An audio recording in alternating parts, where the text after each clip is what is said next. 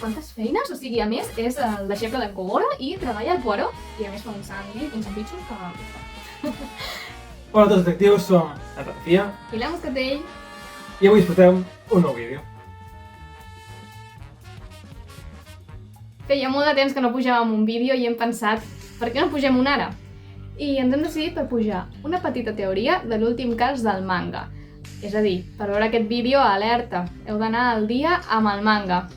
Us recomanem que si no aneu al dia, no continueu mirant el vídeo, bàsicament pels spoilers que us podeu endur. Dit això, comencem amb el vídeo. Aquest últim cas està molt centrat en la figura de Yorimuga, personatge que a poc està agafant més protagonisme. Jo mateix, en forma de GINDC, us havia dit moltes vegades que aquest personatge seria més important del que realment semblava al principi. I així sembla ser, tot i que encara hi ha molt camí per recórrer. Recordem que en Yorimuga és el majordom de la Momiji i en aquest cas ens explica com es van conèixer i que el va dur llavors a treballar per ella.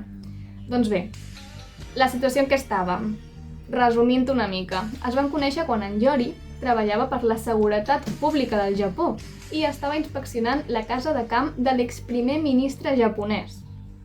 Qui era l'exprimer ministre japonès? L'avi de la Momiji. Mentre estava inspeccionant, uns assaltants van entrar a la casa per assassinar l'avi de la Momiji, però resulta que ell no hi era, es pensaven que hi era, però en realitat era la Momiji la que estava a la casa. Resulta que en Yori s'havia ferit i llavors va decidir amagar-se en una mena de compartiment secret i en allà va ser on es va trobar la Momiji, que també s'havia amagat en aquest compartiment.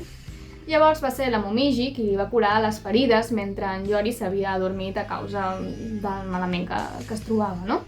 I al final tot va acabar més o menys bé, ja que van detenir els dos assaltants. Tot i que un es va escapar. I des d'aquell moment en Yori va agafar molta estima a la Momiji.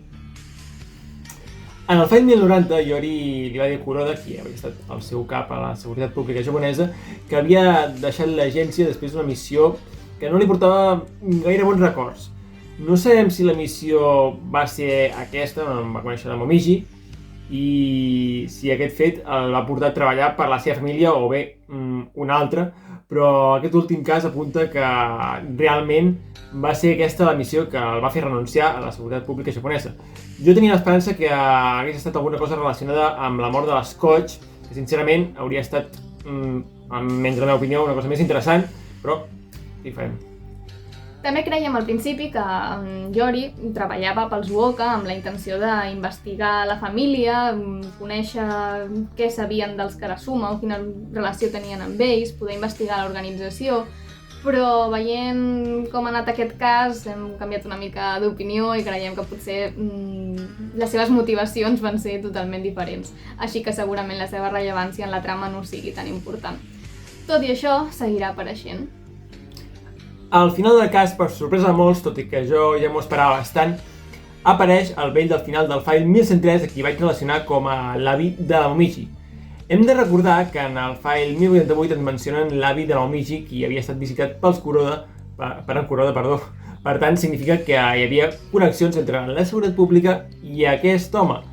En el file 1103 ens revelen la seva silueta sense dir-nos qui és, però veient que en aquest últim cas apareixen els Oka, és a dir, Momiji Oka i en Yori, té tot el sentit del món pensar que aquest home sigui l'avi de la Momiji i, per tant, si és l'exprimer ministre, té tota la lògica del món que tingui connexions amb la seguretat pública japonesa.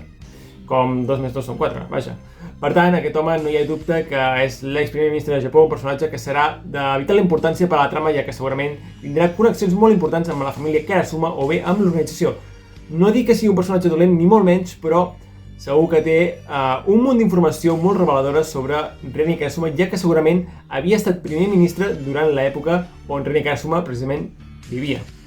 El més interessant de tot és que contacta amb la Muro i el que li demana és super impactant. Investiga a fons en Conan Edogawa. Què pot passar a partir d'ara? Bé, de fet nosaltres flipem amb la Muro, amb aquest personatge, perquè a veure, pensem-ho. Busca informació per en Ram, treballa per en Kuroda i ara també per l'exprimer ministre del Japó. Quantes feines? O sigui, a més, és el deixeble d'en Kogoro i treballa al Poirot i a més fa uns sandvitxos que... bueno...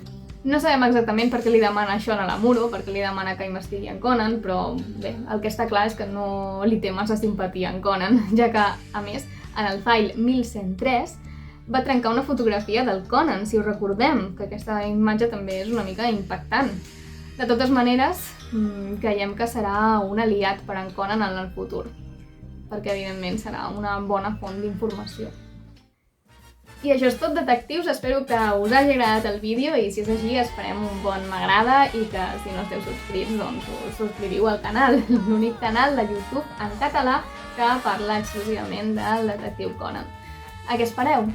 I això és tot per la nostra, espero que passeu un bon dia. Som en Ratafia I la Moscatell. i ens veiem en un pròxim vídeo.